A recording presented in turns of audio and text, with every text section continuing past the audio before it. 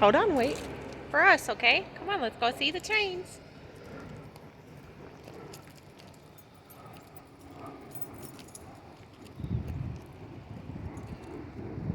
Look, there's Thomas the train. You see it?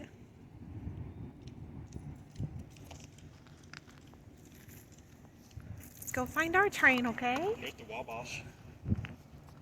Wabash Cannonball.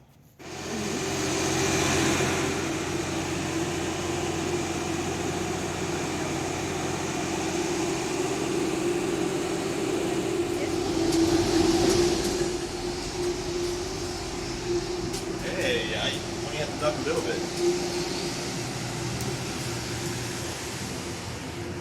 How much wide is the train? Are you ready to ride the train? Yeah? All right, here we go.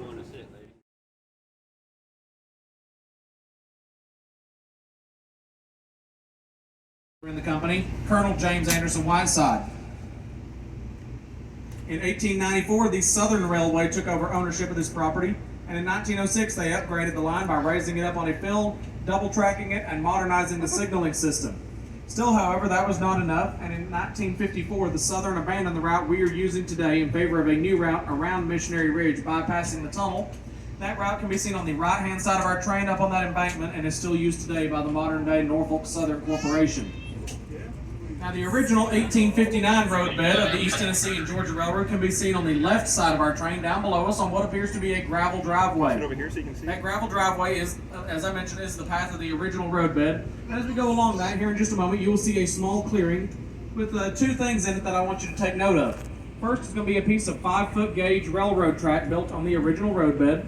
When this railroad was completed in 1859, it was built to 5-foot gauge, which 5 feet being the width between the rails.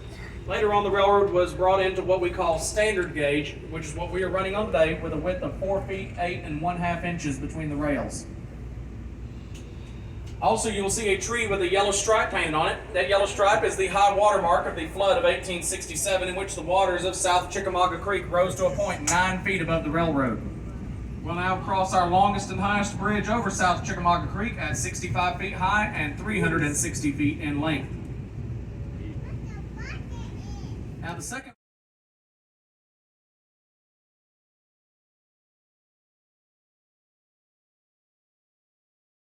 they illegally borrowed the engine General and 3 freight cars. And they began running north up the Western Atlantic Railroad, tearing up track, cutting telegraph wire, and attempting to burn bridges. But they did not count on one thing, and that is a very mule-headed conductor by the name of William Fuller. The tunnel was dug out by hand instead of being blasted. There is a large underground spring located near this tunnel's construction site that first off rendered black powder as an explosive useless, but also had weakened the stratified limestone rock that composes much of Missionary Ridge in this area to the point where engineers on the project feared that blasting might actually cause a total collapse of the tunnel's construction site. So the tunnel was chiseled out of this ridge by hand, and it was completed and dedicated in early August of 1859, and it was named Whiteside Tunnel after Colonel James Whiteside. Parkway, dressed up as Dollywood Express number 107, serving as a billboard for that theme park. Sounding of the horn means we are on approach to the tunnel. Ladies and gentlemen, this is the historic Whiteside Tunnel. If you're afraid of the dark, just close your eyes. And for those of you who might be a little claustrophobic, just so you know, there is only about 10 to 15 inches of clearance on either side of this train at any given point inside this tunnel. Do you So like please the do not lean tunnel? one way or the other too far to the left or right either.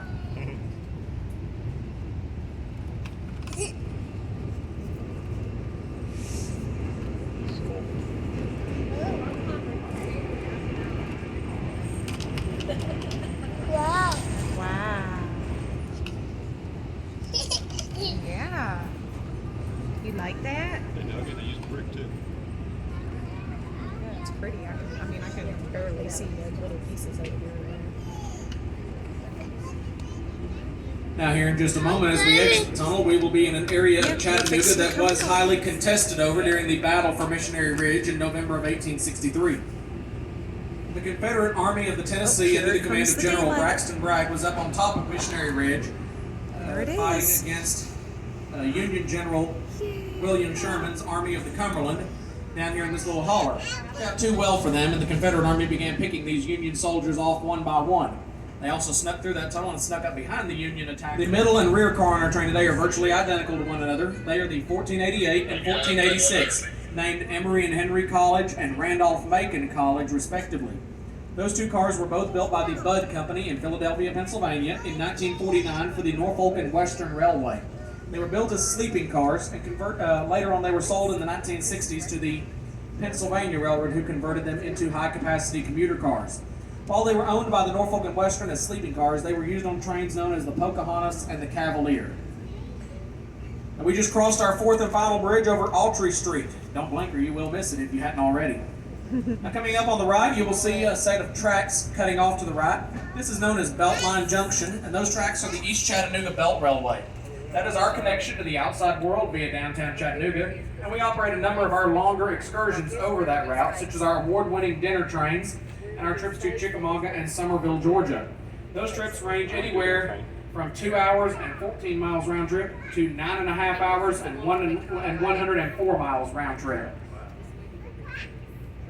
The East Chattanooga Belt Railway was originally completed in the late 1800s as the Chattanooga Union Railway Company.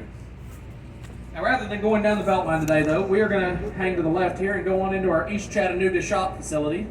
Here at East Chattanooga, you do have a couple of options. You are welcome to stay on board the train, but I do not recommend going with that option. I recommend getting off the train and joining us down at our turntable. We're going to take the locomotive off the train, we're going to put it out on a turntable, and we're going to spin it around so it faces the opposite direction to lead our train back to Grand Junction. Following the demonstration of our turntable, there will be a tour inside of our restoration shop here at East Chattanooga. Here at East Chattanooga, this is one of the few places left anywhere in North America where you can see a full-size locomotive being rotated on an original railroad turntable.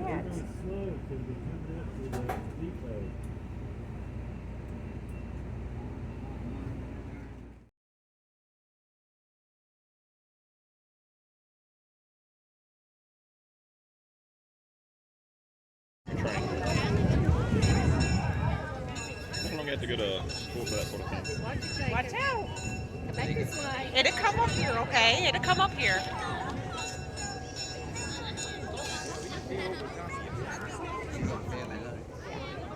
We're going to place the locomotive out here on a turntable. Now, this turntable that I'm standing on was built in 1916 by the American Bridge Company of Ambridge, Pennsylvania, for the Central of Georgia Railroad, who installed it at their shop facilities located in Macon, Georgia. It was used in Macon for 9 years until about 1925, at which time it was deemed too small for continued use at that facility, and it was moved up to Cedartown, Georgia. In Cedartown, it was placed inside a building known as a roundhouse. Now, the roundhouse was a building that surrounded the turntable with tracks at every angle running into this building. And they would take those big steam engines, put them inside the roundhouse, and they could do running repairs, general maintenance, and light servicing on them before sending them back out on the road again. Also, this turntable was used in Cedartown just for turning equipment around as well. You see, steam engines like the 630 and the 4501 out there, they've got those big coal tenders behind them. It is harder for the engine crew to see when they are running in reverse. They have to look around that big coal tender. So you can see? Also, the controls in a steam locomotive are primarily set up for forward operation. So it is very awkward for the engineer to reach the controls when he's looking around backwards behind that big coal tender. So you wanted to find some method of turning the locomotive around. And that's what this turntable is used for in Cedartown. Now, locomotive number 1829 that's pulling our train today was built in 1951 by General Motors in LaGrange, Illinois. And yes, that is the same General Motors that makes automobiles. This locomotive was built for the United States Army, so it's a veteran, and it was used at the Holston Army Ammunition Plant located in Kingsport, Tennessee, from 1951 until about 1993, at which time it was put up for sale as Army surplus. The Tennessee Valley Railroad purchased this locomotive at that time for the wallet-busting price of $250, shipping not included. We brought the locomotive down here to Chattanooga, refurbished it, and have been using it since 1995. Up in the cab, we have our engineer, Jim. Make sure you wave at him and thank him for that nice ride he gave us over here today. Otherwise, he might just conveniently forget to reattach his locomotive to the other end of the train and take us home. Now, number 1829 is what we call a GP7 locomotive. GP means general purpose. So this locomotive is right at home pulling freight trains, passenger trains, or switching cars in a yard or terminal or ammunition plant. Inside that long hood behind the words Tennessee Valley is a 16-cylinder diesel motor cranking out 1,500 horsepower. Now, that diesel motor is doing two things. It's turning a big air compressor to make air for the brakes because stopping is important, and it's also turning a big generator to make electricity at 600 volts direct current. That electricity then goes to electric motors on each axle of the locomotive, and those electric motors is what moves this engine up and down the railroad. So it's known as a diesel-electric locomotive. Essentially, it's a giant hybrid machine. And with very few exceptions, diesel locomotives have always been made that way and are still made that way today. Even these big brand new 4,000 plus horsepower locomotives that you see running out on Norfolk Southern, CSX, or all these other major railroads. The biggest difference in today's locomotives in 1829, of course, besides being significantly higher horsepower, today's locomotives are also more computer controlled and are also allegedly more environmentally friendly and fuel efficient. Though I have seen some of these modern locomotives that are supposed to meet Tier 4 compliance by the EPA make more smoke than our coal-burning steam engines.